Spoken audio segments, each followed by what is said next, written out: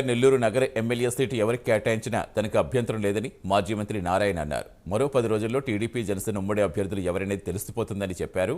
నెల్లూరు నగరంలో ఏసీ సెంటర్లో నారాయణ భవిష్యత్ గ్యారంటీ కార్యక్రమంలో భాగంగా ప్రచారం చేస్తారు.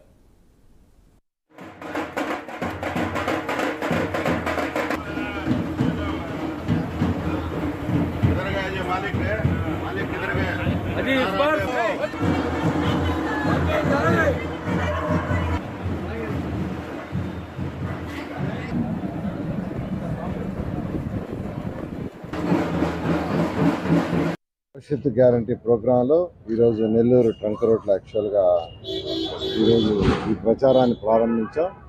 అయితే ఇక్కడంతా ఎక్కువగా షాప్స్ ఉన్నాయి. ఎక్కడికి ఏ షాపుకు పోయినా వాళ్ళు ఒకటే చెప్తున్నారు, ఈసారి వచ్చేది తెలుగుదేశం పార్టీ మీరే. అంటే ఇంకా అసలు ఓటు అడగక ముందే అక్కడికి పోగానే వెంటనే చెప్తున్నారు. జనరల్గా ఏంటంటే నమస్కారం పెట్టి మాకు ఓటు ఏంటంటే జనరల్గా సరేలేండి వేస్తూ ఉంటారు. కానీ అలా కాకుండా వాళ్ళ గడప తొక్కగానే వెంటనే వాళ్ళే చెప్తున్నారు. అనూహ్యమైన స్పందన. దీనికి కారణం ఏంటంటే ఈ యొక్క జగన్మోహన్ రెడ్డి చేస్తున్న అరాచక పాలన. ఒక నాయకుడు అంటే ఎంతసేపటికి ఒక ప్యాలెస్లోనో రూమ్లోనో కూర్చొని పరిపాలించడం కాదు. నాయకుడు ప్రజల మధ్య తిరగాల.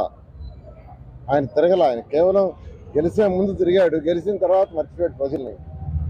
గెలిచేదాకా పాదయాత్ర చేశాడు, అవి చేశాడు. గెలిచిన తర్వాత ఆయన కంప్లీట్గా ఆయన ప్యాలెస్ పరిమితమై అక్కడి నుంచి ఆర్డర్స్. అంటే ప్రజలకు జరిగేది ఒకటి, వాళ్ళ బాధలు ఒకటి, అవి తెలుసుకోకుండా కేవలం ఎవరో నలుగురు సలహాదారులు ఇచ్చే దాని మీద పరిపాలన చేస్తూ అరాచక పాలన చేస్తూ ప్రజలకు ఇష్టం వచ్చినట్టు ట్యాక్సులు పెంచేశారు.